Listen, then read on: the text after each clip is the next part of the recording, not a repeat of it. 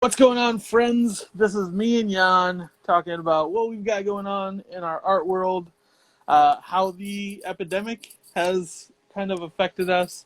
We'll be talking about some comics that we've been reading as well. So all that's going to be happening in the next, I don't know, probably half hour, 40 minutes. We'll see. So, I'm Ox. I draw my own comics, write my own comics. We were both part of the 100-Day Challenge where we were tasked with the great job of working on our own comics. I've been storming ahead. I'm currently working on my 11th issue of my own series I've been writing and drawing.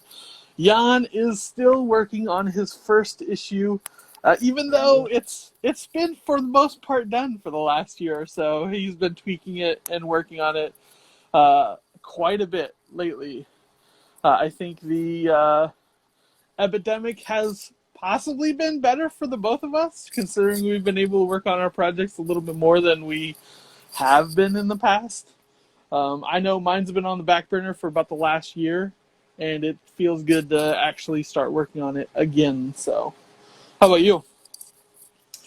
Well, all is well over here. Like you said, the pandemic has been good to me in shaving off a few hours of work every day. Instead of commuting, I can just work on my comic. So usually in the morning, and then after work, because I'm still working, but now from home here in Manila.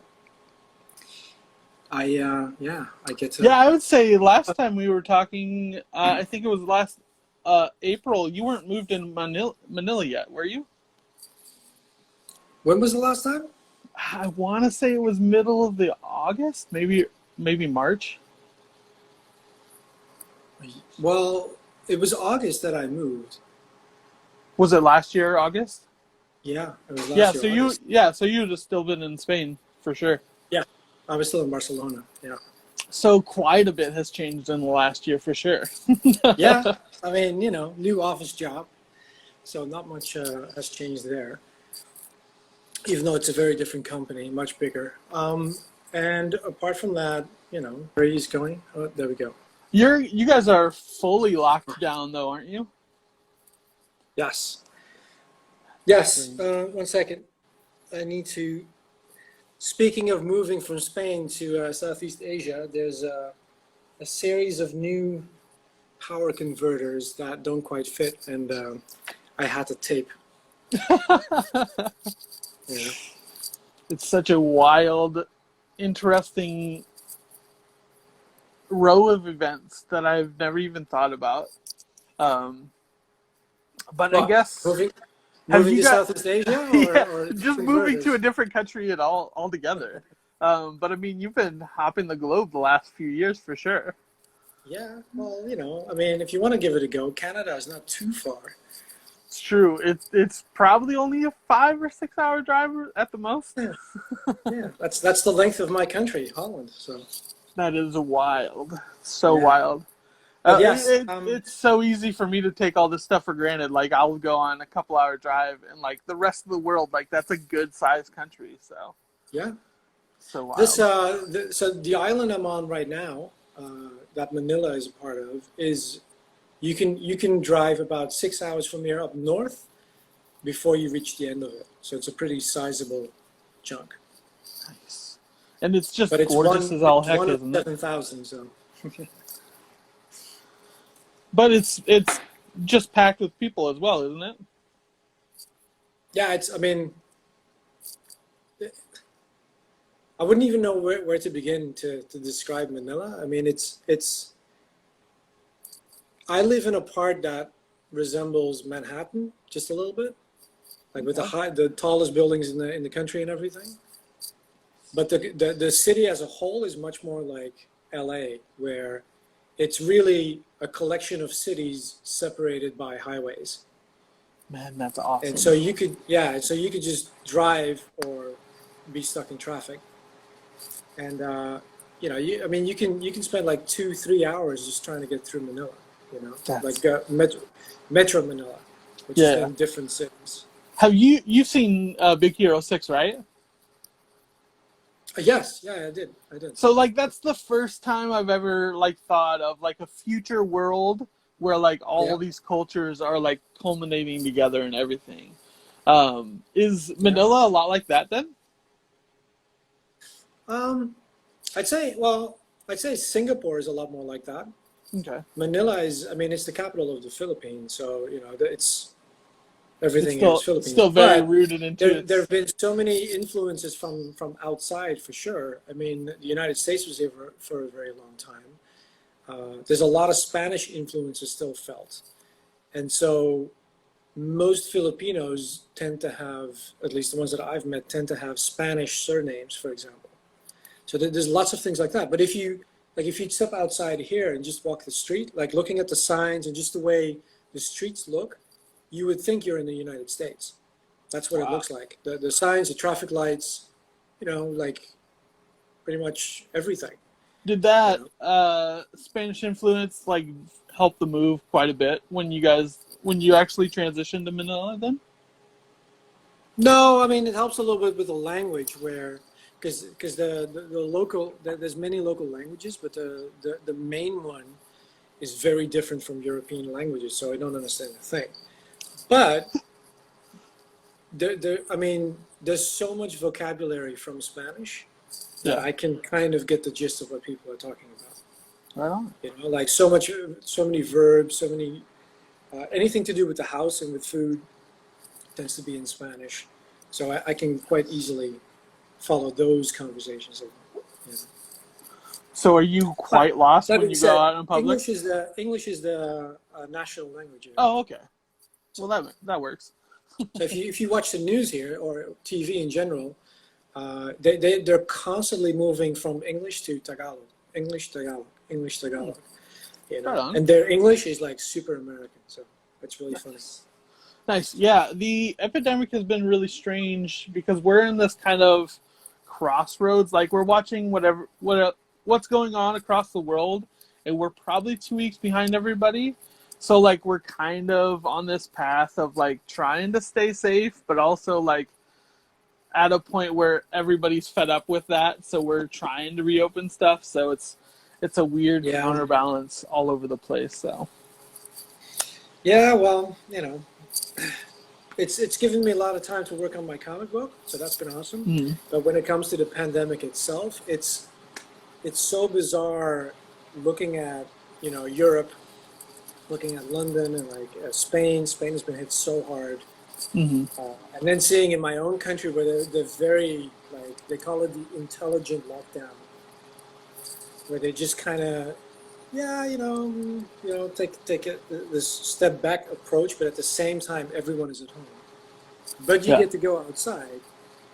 And then I have all these friends who are complaining like their freedoms are being taken away in the Netherlands. And then meanwhile, I'm over here in Southeast Asia and it's like full on lockdown, soldiers on the street, Yeah, passes, you guys get fined if paperwork. you go out, don't you? Yeah, yeah, like hardcore, like That's no messing wild. around, That is no messing around with crazy. the place. And so yeah, it's bizarre, like being here. And of course, I'm very fortunate. We're safe and we're working from home. Really, I mean, it's a pain, but not much is going on um, compared to many people around us here in the Philippines. But then when you read the news like about the United States or in European countries, and there's this whole debate going on about how to deal with the virus, and meanwhile, the death toll is just Yeah. insane. It's just insane. I think when this whole thing started, like a month or so ago, um, a lot of the early forecasts were like it's going to be 3 or 4 months before all this gets under control, and like you won't see us hit that peak until like the death toll of the day previous is like Hmm. down 3% from what it was. So it's like Yeah, it's still rising and rising, and like people are getting so nervous about it, and it's like I don't know what to do about any of it because we're just kind of just all hanging on to what we can right yeah, now. So yeah, yeah. it's That's great. wild and crazy for sure. But I'm glad we don't have a lockdown status like you guys do. Like I think there were a couple states that did it. I think Florida might have fines if you're outside, maybe Georgia, but like for the most part, they're really pushing hard to open up.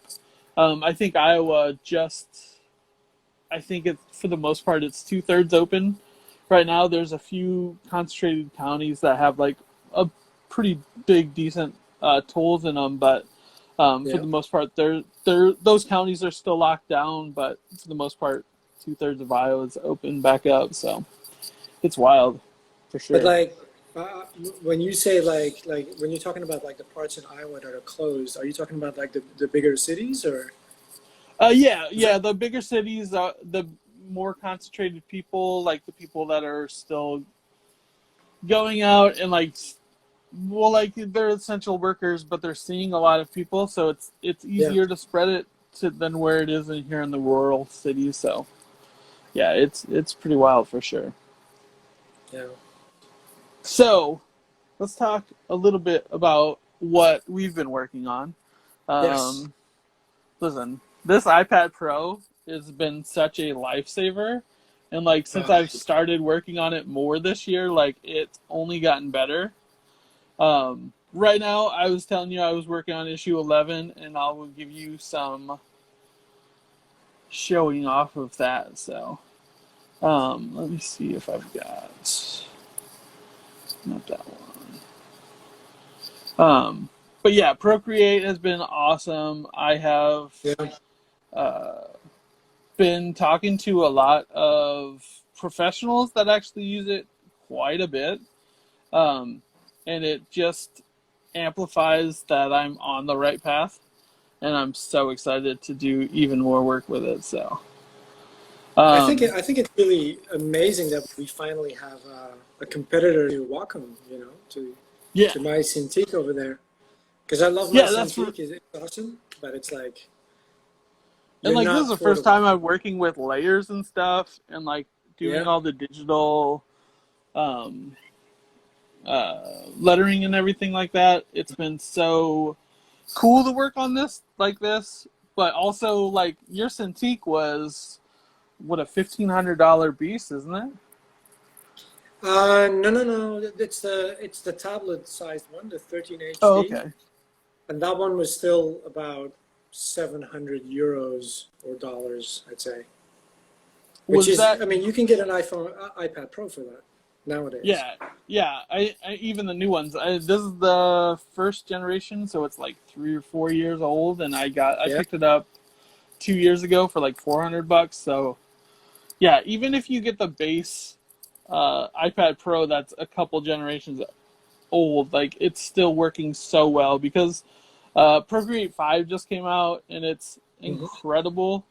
All the things they're doing with it, and plus this is like the perfect size for like a side by side. Because look, I mean, here's what you're working on, and Oh it yeah, looks great. that's a work in progress. And it looks gorgeous. Like I was so hesitant when you said you were gonna start coloring pages, but like all these pages are turning out so gorgeous. If you want to see more of this stuff, check out Yann. Add him for sure. He's been posting quite a bit of his works in progress lately. Um, Yes. Working on coloring this beast of a comic. I'm so excited. Every page you show, like, only gets better and better. It's like, man, it was definitely the right choice to go with this coloring scheme that you're doing. Like, it's maddening that I'm so excited for this to come out, but I'm also so excited to see you work on the next page and the next page. So, to getting that finished. So, it's been awesome for sure.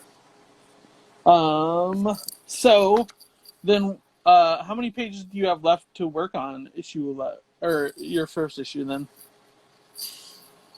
I had a count today, so I've got 18 colored, and some of them I have to go back because when I started the coloring process, I kept it very basic and flat, just flatting. And then as, like over the weeks, like I just felt more comfortable and, started finishing pages. Mhm. So I'm gonna have to go back to the beginning and finish up the earlier pages. Um, so 18 done. I think I have six in RGB that I have to convert to CMYK and then color. And then once that's done, I'm gonna have to have another look at the story, how it reads, because I've already sketched out 6 pages that I'd like to insert, just to help with the story flow, and that's based on the So feedback I got. That so now that'll bring that I the have it page ready. total to 32 then, right? Or Uh, 30? yeah, more or less Or 28, about 30. 30. That's not bad. Yeah, yeah. And then I want to end it on like a little cliffhanger and then move into the next issue. Nice. Right on. Yeah. Yeah, I'm looking forward to getting back into issue 11. I've got a handful of commissions I've got to do, so this week is probably going to be heavily weighted on the commissions I have to finish up so I can get back into working on Mm-hmm. issue 11. I've also just started doing like schoolwork and like taking classes from Skillshare to like learn Procreate even better. So like I'm going back to touch up a few pages on issue 11, and then it's going to be sent off to the printers finally. I was kind of dragging my feet, hoping that you'd get issue 1 done and we'd release them at the same time. But I think I will push forward and get 10 done. So Yes. hopefully issue 1 will be coming out with my issue 11 then. So, What's the timeline for 10 of I Never Forgot? so technically, I just have to tweak a few pages. It probably will only take me a couple days. Yeah. That on top of my commissions this week, that'll probably be this whole week. And then off to the printers next weekend. So that's the ETA. I think my printer is backlogged a couple weeks. So it'll probably take a couple weeks to get it printed up and then sent out so I can mail them across the world. So that'll be interesting for sure. I've got to get it done reasonably soon because with all the issues the postal service is having, I want to get them out before charges go up and everything like that. Especially international is crazy right now. Yeah. What But happened? hopefully, I have no idea. Real Yeah, because honestly. it was all of a sudden. Like when I was still living in Spain, all of a sudden I started getting hit with these fees. I had to go to the post office, show my passport, all that. And it was just for Uh, customs, like 20 euros. It was crazy. It's so ridiculous. I think like they're pushing the USPS, the United States Postal Service, to update its rates, and I think they want them to like skyrocket them to like 3 times. Like they don't have the infrastructure like UPS does, and I think UPS has been trying to buy out the Postal Service forever. What? Um, but like Amazon, I think relies on FedEx for the most part, and they're able to get a lot of discounts and everything doing it that way, which is Hmm. kind of shady, but you know, capitalism, I suppose. So the U.S. Post Office is not owned by the state? It is, but I don't think it's governed all that well. They definitely don't have the structure to be. Well, I mean, people aren't mailing that much anymore, so Yeah, like that's true. it's an uneven balance that they're trying to work out. But UPS has had this infrastructure set up for 30 years or so. I think it was like the 80s that they were trying to buy the USPS, but never went through. I think the government blocked it, but that's neither here nor now. Hopefully, issue 10 will be in your hands in the next month. So, fingers crossed. Hopefully, you don't have as many problems as you had in Spain getting to the post office to grab it. Dude, it's way worse here actually. If you send anything to me, you have to give me a heads up. It's way Oh, for worse. sure. I never got my werewolves and unicorns. Well, we'll have to rectify Yeah. that for sure. Yeah. Are do you have anything else going on, or are you specifically solely working on issue one? Well, if you want to talk about my new addiction, there's this game on the PlayStation, Dreams. Oh yeah. Have you heard of Have you, this? I have. I've seen a few things, and it's kind of like you can build your It's insane. own game, like use an It's engine and yeah. stuff like that, It's right? it's basically like a 3D audio visual studio on the PlayStation. Like you can do anything. Like you can make music, you can make videos, animation, you can build video games. I spent one night with it, and I built a little level, and I could play in the level straight That's away, and it rad. looks like a top-notch game. That's what it looks like. It's insane. I mean, because one of It's the insane. projects, like one of your projects that you've been working on over the years, has been like building a game level, Yeah. right? Yeah, and But that went horribly wrong for technical reasons and like hard drives dying and all that stuff. But like the amount of stuff over the years that I had to learn to get up to that level, I mean, I enjoyed it, yeah, but yeah, this is like, it's kind of like just plug both and of play, us, isn't it? yeah, but both of us have just been hooked on it, just figuring stuff out, and it's fairly intuitive and it's not that hard, but there's so much to learn. There's just so much to learn, but we're already building levels for games and making little See, that's animations. that's exactly the way I feel with Procreate right now. Like Yeah, all the tools are so intuitive, but like there's so much more that I don't know that I actually have yeah, to take classes to learn all these side yeah. things and everything to make it work even easier. So yeah, So it's yeah, it's awesome. I saw you toying around with it a little, and I was so excited because like in all these projects that you have on the back burner, like are finding ways to be realized, and like even I've toyed with the idea of animation and stuff, and like yeah, Corey Kerr has been awesome about pushing me in that direction. And like now with Procreate 5, like they've made it so much easier for people just to jump in and animate and stuff. So like all this stuff is becoming so much easier to do, and like I'm not going to have to take a half year to learn how to animate stuff, and like maybe 2 months or so to learn it ins and outs. So that's so rad. yeah. It's But yeah, cool, and other it's than it's that, I so think addicting. my So that's the only other thing. yeah, I think my Patreon's getting an overhaul. In the next few days, I'm going to be reconfiguring it to where it's kind of a tip jar, but also it's going to be like a sticker situation where like a couple That's cool. physical tiers will be getting like these sweet stickers. I've been such a fan of the holographic style ones that since I'm doing a digital sketchbook now, I'm taking a piece from 2 months ago and making like a bust shot of it, like this, Hmm. and then I'm going to take a full size one and do a smaller version of that for like I think it's going to be like a $10 tier, and then there's going to be a bigger sized holographic one. So That's that's cool. what I'm looking to do in the next couple days. I think the new stickers for these tiers will be here on Monday, and then I can make a new video for it all and throw that up on Patreon and get it reconfigured. So, like that's basically all that I'm working on this week is my commission list, getting 10 finished up, and then reconfiguring Patreon. So it's a wild, big undertaking, but I think I can handle it for sure. Well, that sounds like a lot of things on your plate just for this week, though. It I is, mean, but also with not going out and doing anything, like I've got nothing but time. Also, I've been reading a ton of comics, and uh, yeah. it's I'm addicted to having this feeling, this uh, encouragement from Apple Books.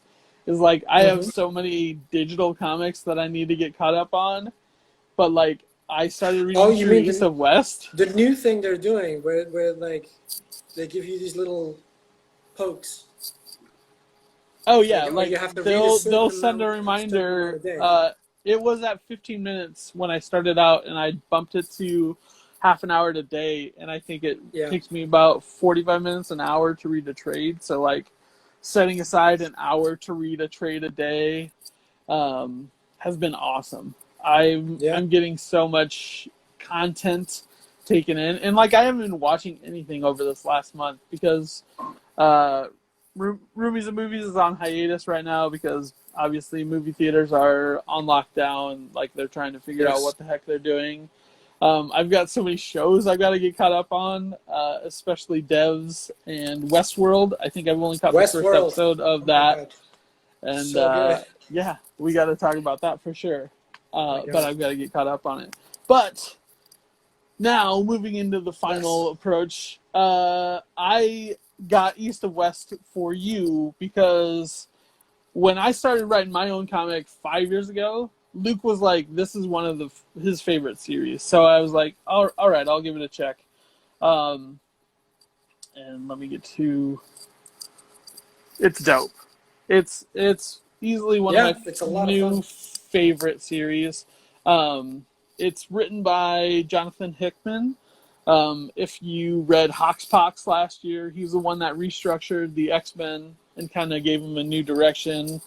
Hmm. Um, his writing is so intense and intuitive and simplistic that it's like he layers in these little details along the way that maybe you don't pick up on the first time, but like you get in later issues, it's like fuck, and then you go way back and you're like, oh my god, he did reference it way back then, and like, oh, it's so dope. So like, East and West is the story of the four horsemen coming back to ravage the lands, and it's set about 2050s, 2060s, so about 30 years from now. And like I could totally see us being on this juncture point of being in a situation like this. Essentially, the U.S. has split into 7 different nations, and now they're all headed towards war. Um, and it's so rad. What did you? How did you feel about the first volume? Well, coming off Westworld and moving into a new story where instead of a man in black, there's a man in white. It just kind of shoehorned me in, and also like it's in the same time, like 2060 more or less. Um, so I don't know, like I kind of felt right at home uh, Yeah. going into this, even though where this story goes, with basically the four horsemen of the apocalypse, and then getting to know the new big players in like global politics is very different. I mean, it's completely different. Um, I loved it. Like I had a really good time reading the story. Like I couldn't like it was one of those comics where it is quite dense to read, you know? And at Mm-hmm. the same time I felt like, wow, I just read a whole trade and I feel like the story is just beginning.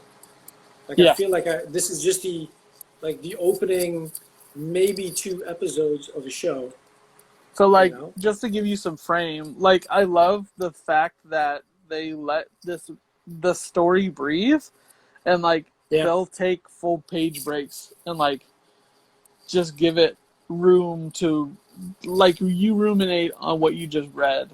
Yeah. I think that's one of my favorite things about it, and like the ease they're doing of showing flashbacks and bringing us back to current time. It's such a they have so many wonderful things set in motion, like to show that off, and it's so good. Um, and they don't overcomplicate things by explaining every little detail. Like there's a couple of Native Americans that one can turn into many wolves and one can turn into many crows, and like they never really explain that, but Yeah. it's just They there, don't. and it's so Yeah. good. It's just it's no, it's yeah, I really enjoyed, like just getting a feel for the world and like just digging into the mythology they're setting up. Like, and then I can't wait for the part, and I'm assuming that's going to be the next trade, where the real story gets going. I really feel like this is just the world. It's awesome. It's super interesting. There's so much great dialogue in this one. I just could not help but notice like there's just very quotable dialogue, like, and like they're quoting like this new scripture, and like Mhm. there's so much stuff where it's like, oh my god, those are such good lines. It was Um, so when I started reading through it, I like knew that you needed to check this out for not only because of the art and like giving itself room to breathe, like the choices and style that they've made with this book. Um, in a few trades, he shows off the world and like shows the main players, and like he has this graph timeline that he used in Hoxpox too, where it shows like the different timelines. So if you are confused, it kind of straightens out a few things like that. But the stylistic choices are on point. I think me and you are two people that struggle with our dialogue choices, and like we wonder if it's good enough and stuff like that. So like this being so strongly worded, and like yeah, I don't feel like we're going to be on this level for a while, but it gives us something to reach towards because it's so, after finishing up this whole series this last week, like it's so worthy of all its praise. And considering it only wrapped up December last year, so it's only been wrapped up for 5 months or so, and like, wait, so you finished all the trades? yep, yep, I was reading one trade or two trades a day, or no, Wow. one trade a day for about a week and a half, and there's 10 volumes, and like the last volume 10 is the 3 single issues that are in the Humble Bundle, but like, damn, this series was magnificent, and Mm. the atrocity that more people aren't talking about it is just leaves me encumbered that I need to spread its Yeah, word for sure. It's yeah, so good. that's good. Um, Um, Other things I really dug. I mean, we're both making comics ourselves, so we may look at it differently than people who are just, there to read a good story. Um, the art, like the I don't know how to put it, but like it's like the storytelling and like the animation in the art, like mhm. the way you can just feel the camera move and the way you can feel people move from panel to panel is, I mean, it's just so sharp. It's Yeah, so good. you get Um, a sense of different, like even this, they're changing they're changing spots, and like it transitions so smoothly, and yeah. like I love that. I was checking this out yesterday, and like not he has very distinctive features for different characters, and like um I can't remember who I was reading yesterday, but like all their females look exactly the same, and like that's one thing I can nail Dragonetta for, is like I can't think. There's a couple of them, like the old timey gunslingers, kind of look similar, but they Hmm. still have their own distinct features that, like, when they show even a glance of, even from their eyes, like you can tell who it is, and it's so beautiful. And like they even do this great thing where, like, even a flashback scene is muted in color, so Yes. like it makes it so easy to read, but it's also so complex by nature. And like it's so wild what they've accomplished with this book. Yeah, and also like just the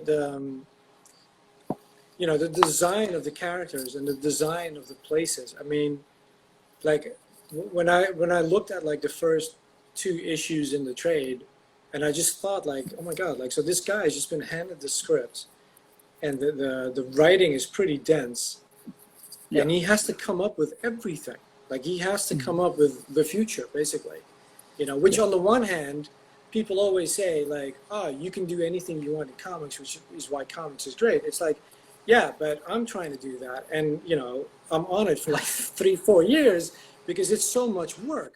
Mm-hmm. Like it's so much work coming up with all the characters and all the designs and like doing all the parts. It's so much work, and this artist did that. You know. which So yeah. which is even crazier to think about, is because Hickman's a very versatile writer, and like this has been in the works for I think it's 6 years. It Hmm. just wrapped up in December, but like during that time, Hickman's wrote Hoxpox, and he's wrote all kinds of things for Marvel and everything else. Like, to have this pet project be on the same level as the big two stuff that he's been doing, Yeah. and like I just want to take a look at his scripts and see what he puts into those, and like the care and detail. And I definitely want to see the stuff that Dragonetta like did on his own and like came up with. So yeah, it's Yeah, crazy. I'm actually unfamiliar with both of them. Like I know the names, and I know he did the X-Men stuff, but I haven't read the X-Men stuff yet. So I want to say Gaz has seen Dragonetta on, like, he usually does cons near him and stuff. So Mhm. I've absolutely got to get him to sign a book for me for sure. So that's something that's got to happen. So, you want to read volume 2 and talk about it next week and stuff? Yeah, yeah, totally. Right on. So we'll be back here next week. We'll talk about progress we've made on this week. We won't have punishments as of yet because we're kind of dealing with how to do things in this new world that we're graced with. I will check out a few new episodes of Westworld. We'll talk Westworld next week too. So stay tuned for all this. We'll do all this next week. And thanks for tuning in this week. And tell friends. And we'll be back All right. next Sunday. And we'll hit you up. Peace, everyone. And we'll catch you later. All right, you guys.